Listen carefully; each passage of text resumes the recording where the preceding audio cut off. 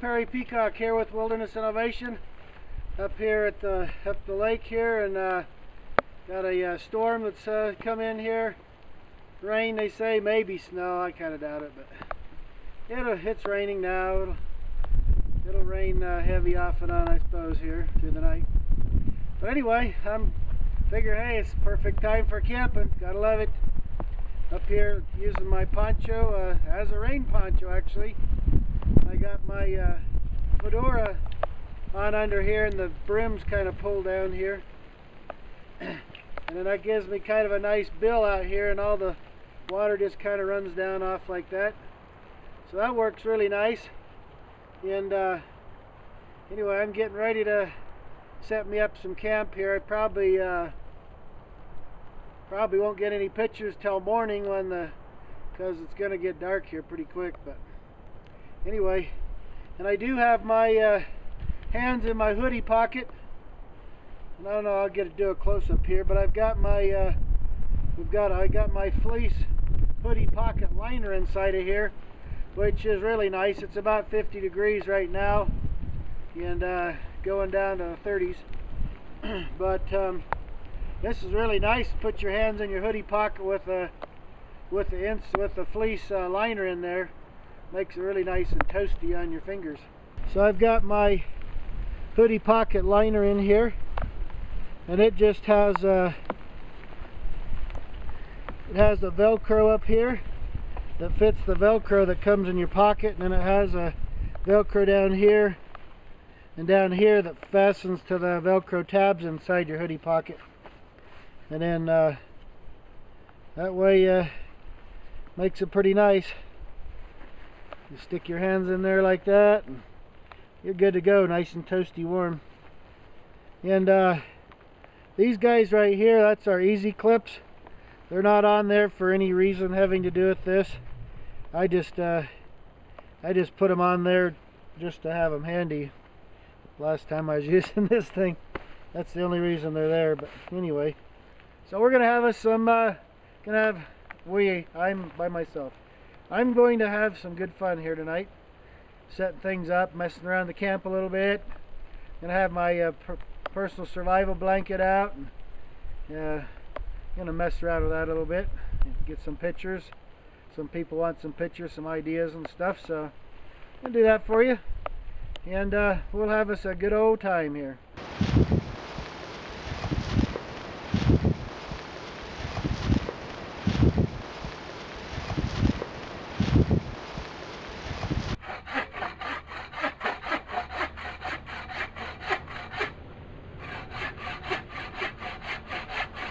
And up here in the rain, we got snow just up the hillside, just not far from where I'm at. We're about 35, 36 degrees right now here, so it's warmed up just a bit. But I wanted to show you my shelter here. This is our PSTL, our large tarp, 10 by 10. I've got it rigged out, kind of like sort of like a pup tent. Closed in on the back, open on the front. We'll show you that. I've got my my poncho pitched up as a hammock inside, and then I've got our personal survival blanket configured as both an underquilt and a sleeping bag, kind of all in one. And I just slept really cozy there. So let me show you a little bit about it. And what I'm going to do here, it's kind of started raining here again. What I'm going to do is I'm going to repitch this. Once I show you the tarp setup, I'm going to repitch it so that it's kind of an open front, and then now I can show you a little more about the hammock and the blanket setup. Alright, so you see on the tarp here, I've got it set up. It's over a ridge line, and down the back side here, I just secured it up top with a spike through one of the tabs. That, you know, once you do that, it kind of makes a little wedge in there, and it holds the top real taut and secure. And then I've just pinned it right there with a stick through a couple of the tabs, and then down here I put the two tabs together and then came down to a tent stake and So that's kind of pulling back on this end. The very bottom tabs, I just left those alone. And then out the back side, I just pulled out on the center tab and I just left it alone.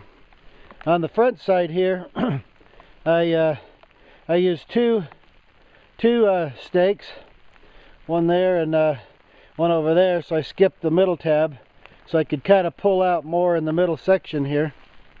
And then on the front end here, the entryway, I just pegged a stake down in this corner here and over there in that corner, so that leaves me a little bit more open inside. So you see, I've got quite a bit of open space inside, and there's my hammock set up right there with the blanket is set up. It's as an underquilt that goes around and clear up and down the other side. So that holds me there, and then up top I've got, I don't know if you can see it, right there I've got my flashlight hung right there, and that's the Mini Mag LED. So when I take off the front cap, it's kind of like a lantern or a candle. So anyway, so there's my whole setup in there. Last night I had some of my gear down in there and all that sort of thing. So now I'm going to open up the front side here. I'm going to repitch it with a stick in the middle, so we can kind of open up so you can see a little more about what's inside.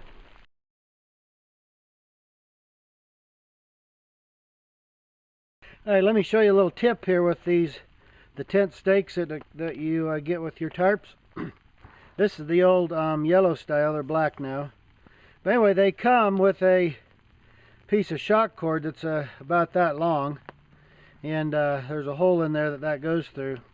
Well, your tarp also comes with 3 different lengths of shock cord that you can use a lot of times to help you set up quicker and easier, or to give yourself a shock line, depending on what kind of setup you need. Well, you can pull the short one that comes with the tent stake out and then put one of the longer ones in and just slide it in like that. Now I'll show you what I'm going to do over here. I'm going to grab this tab that's right here and just going to put the shock cord through it and then put the tent stake through the loop of the shock cord and let that pull all the way up like that.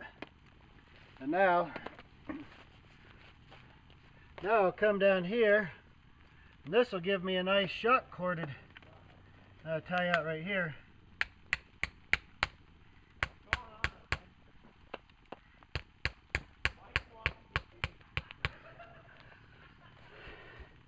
So now I got a little bit of give and take on it by using one of the shock cords that came with the tarp and just putting it in the tent stake instead.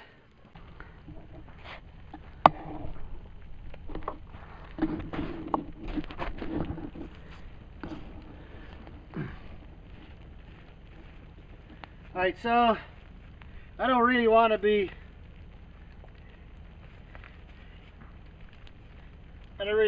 getting into it right at the moment because I'm kind of all muddy again.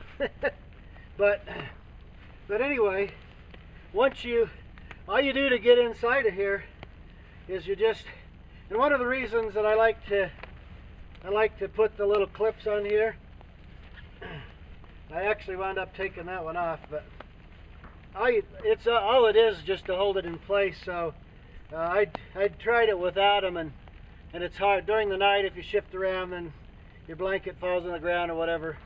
And just with about 3 of these little easy clips, where all I do is clip it to the edge of the hammock or the poncho here, and I put I don't know, there's some teeth on it, and the other side is a smooth wedge.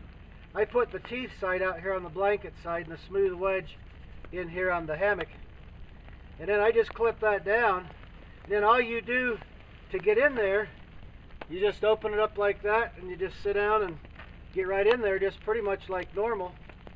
And once you're in there, then it'll kind of spread all out, and then you'll be, pulling up some of that slack and that sort of thing from here, so it's all up around you. And then this edge here will actually, well, you can do it a lot of different ways. The way I did it, I just let it drape all the way over and just kind of hang down the side right here, and I was all the way inside of it. And a couple times when I got a little warmer, then I just kind of put my head out up here and left the rest of me covered.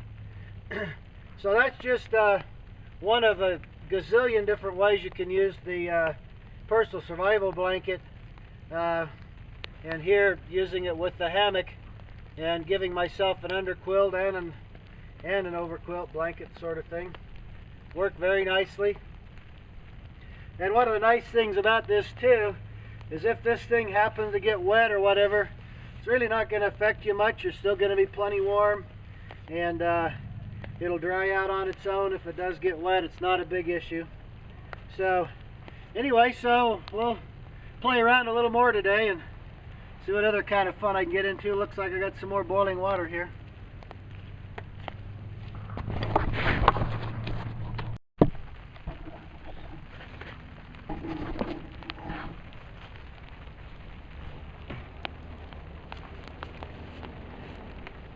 Alright, so here's our hammock. Our poncho set up as a hammock is underneath here. And then what I've done, this is our personal survival blanket right here. And what I've done, let me show you. I'll flip it back here. So here's the poncho right here. See, there's the hole for the hood right there. And what I've done is use these easy clips. All I need just a couple. I use like 3 or 4. And so what I did is I'm just holding it on. I want to put it on the side that I'm getting in and out of because that makes it easier. So once you fasten it up all the way along the length of it, then the blanket's laying on the ground, and all you do is just pick it up and flip it up over the top of you, and now you've got an underquilt and an overquilt, or kind of like you're sleeping inside of a sleeping bag. And let me show you what I've done here. Let me show you what I've done here on the ends to close those off. That makes everything so it all stays where it's supposed to be. This deal right here, I just slept in my underwear, you know, last night. Took off some of my clothes were a little damp anyway, and so I just crawled into here. We were down. We had some snow flurries and stuff like that last night. We were down in the low 30s, and I slept in this just fine. In fact, some of the times I was actually probably a little too warm, but this thing works very nicely. This is the tall blanket. The regular size will work just as, you know, about as well. It's just a foot shorter. It's going to work the same going around you.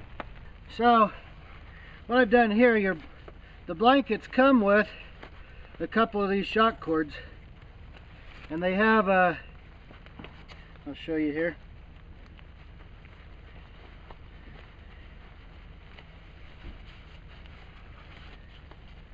There we go. So the shock cords have this cord lock on there. So there we are right there. So what I do, and there's a ton of different ways you can do it here, and all I want to do is close in the end so my feet don't come out or it doesn't come off, and you don't need much around you down here anyway. And all I do is just kind of pull this up a little like this, and then I just take this shock cord around here, and you just pull it tight, and bam, there you go. And I've done this at each end. Now if you want more, like, this thing's 6 feet wide when it's laid out flat, so you know you can fold this thing up in some different ways to where, you know, like from your knees down, you have about 4 layers around you. So if it's a little chillier and you want to keep your feet warm, you can refold this end in a lot of different ways where it gives you a lot more insulation around your feet and your lower legs. So that's one of the cool things about it is with this blanket and everything is you can set it up so many different ways. I mean, your imagination is your limit, really. So, you know, you can have a sleeping bag, a blanket. You can make a, right here, this works really well. Like my backside was nice and cozy, even though we had a pretty good wind blowing through here, and like I say, we're in the low 30s, and so just with this blanket, I mean, I'm perfectly fine. And I just wanted, some people had asked and want to know about how can you use the blanket as an underquilt or whatever.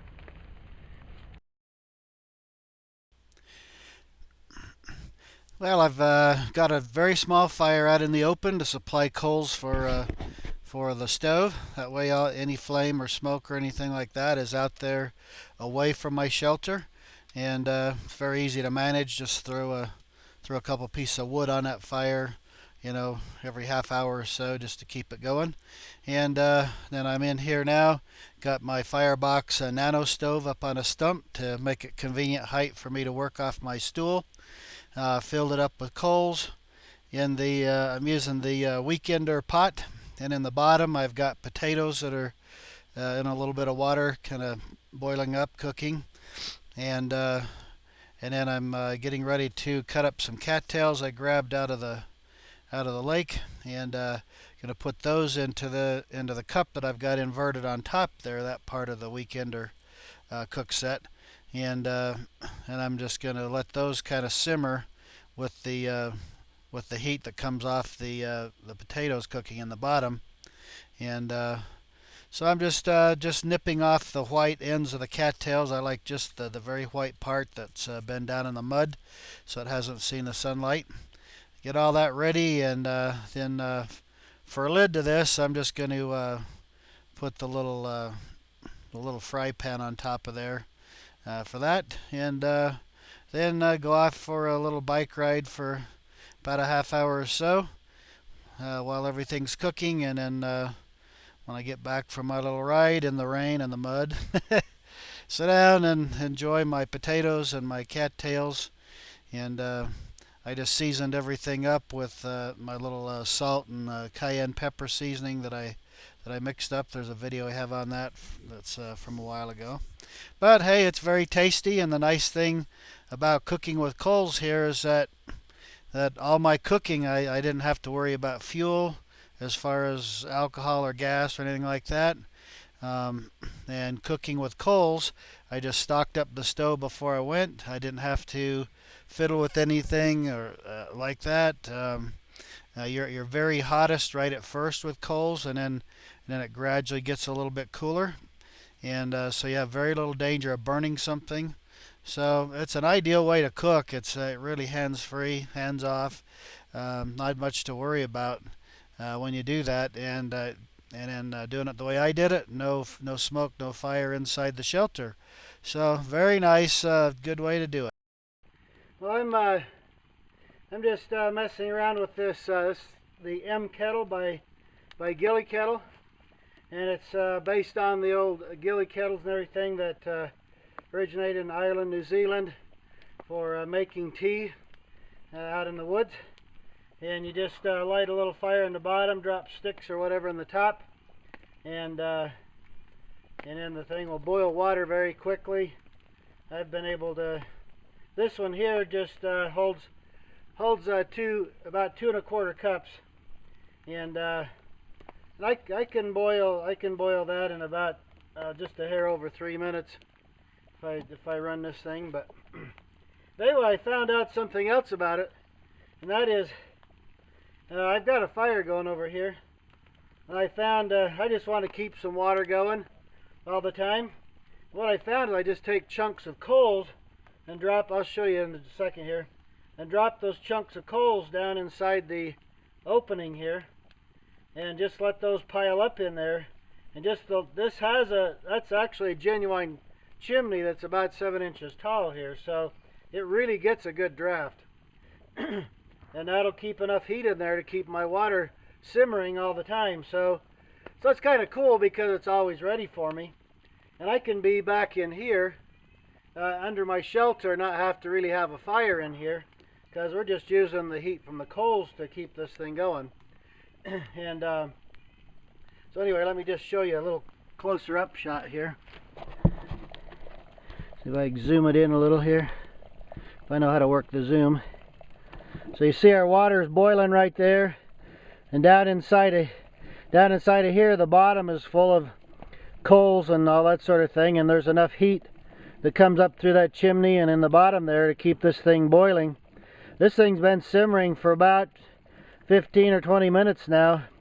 I've actually added a little bit of water here and there just to kind of keep the water up, but that's really nice because it's you know, it's a really maintenance-free way to keep water going, and I'm not burning up alcohol fuel. I'm not having to sit here and keep maintaining a fire either in this thing or on another stove, which I can do in here. I can keep a fire going, but I'm doing a lot of other stuff here, so it's kind of nice to to be able to just have this thing be kind of hands off, you know. So now I can just, this thing here is neoprene covered, so even though that's boiling hot in there, it's no problem at all for me to grab it and pour out of it. I can just stick everything back on there, and I got me a nice cup of hot chocolate now.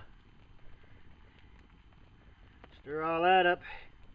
It's a nice day out here. Been rainy. It's in the 30s right now. Snow just a little bit above us here.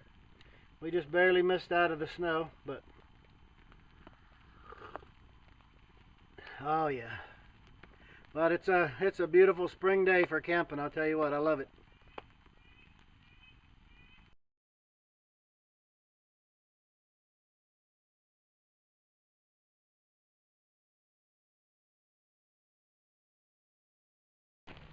One of the great things about the PSB personal survival blanket I've found over the years using it and testing it before we released it to the market is that even wet, the blanket does very well.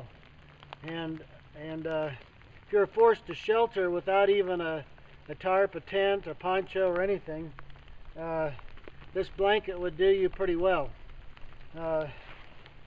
The blanket is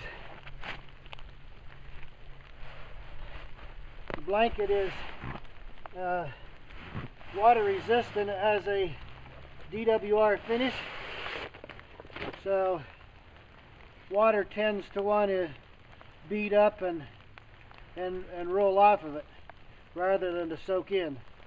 And we'll show you some of that later. But I spent many a night trying this out in a situation like right here. The main thing you want to do is, I'm going to do a seated bivvy. The main thing you want to do is you want to try to be elevated a little so that you're not going to be sitting down in a puddle. And other than that, if you got a tree or something you can kind of lean against, that's good. And I'm not going to do it here right now, but there are some pines down here near here, some small pines that are growing. In an emergency, I could cut some of those and pile them up for a cushiony, comfortable seat if I needed to spend the night. So here's the key, and I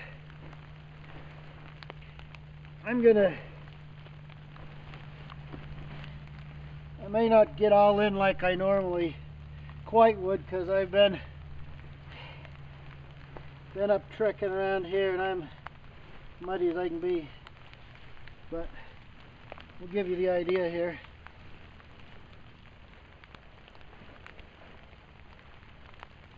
Okay, so what I've done is this one side I want to typically leave that a little short and then make everything drape up over the other side. And ultimately what I want to do is get all this stuff here underneath me that's on this side, and then make this side here pull up over me like so, So this is a good shelter even if you don't have a tarp. You know, I can put it up over my head, that sort of thing. The way I'm oriented, you wouldn't be able to see me, but see, I can pull this clear up over the top of my head. Then, so now I'm down inside of here. Most everything's going to run off, and I'm trapping body heat.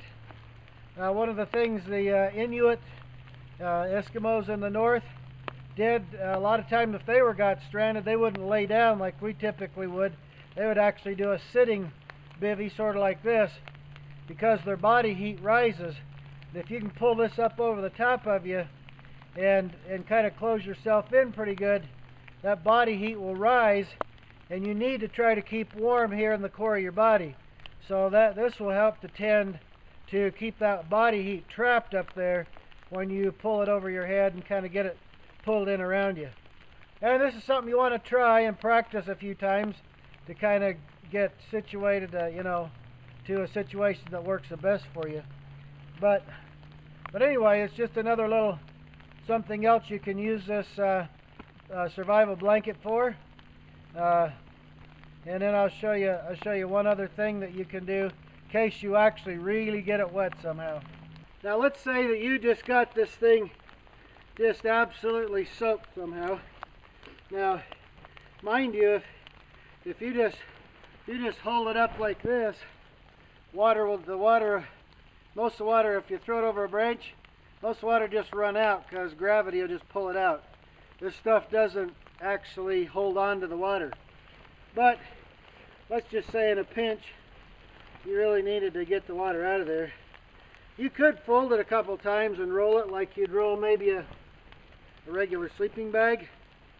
But another way you can do it is come around a small,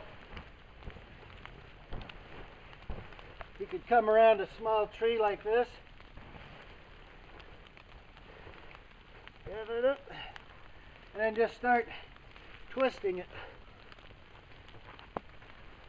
And you just keep twisting it.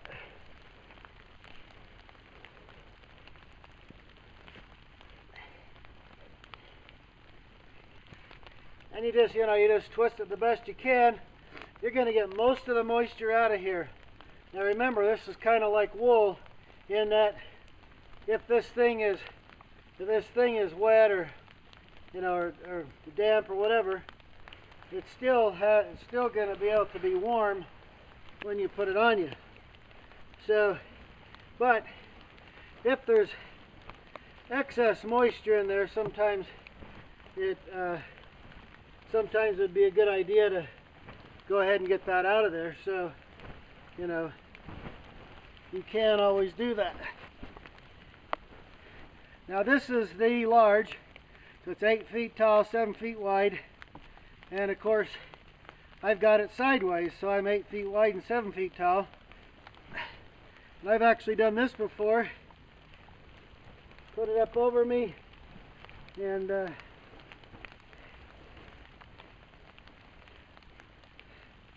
then just kind of gather it up. And I just, one time in the winter, it's about 5 below zero, and I walked about a mile through the snow and that like this, and all I had on was just the street clothes, just regular shirt and pants. I was just trying to see, but it's not the most convenient perhaps to do like this, but it's very effective, and you wouldn't believe how much warmth and comfort you can get.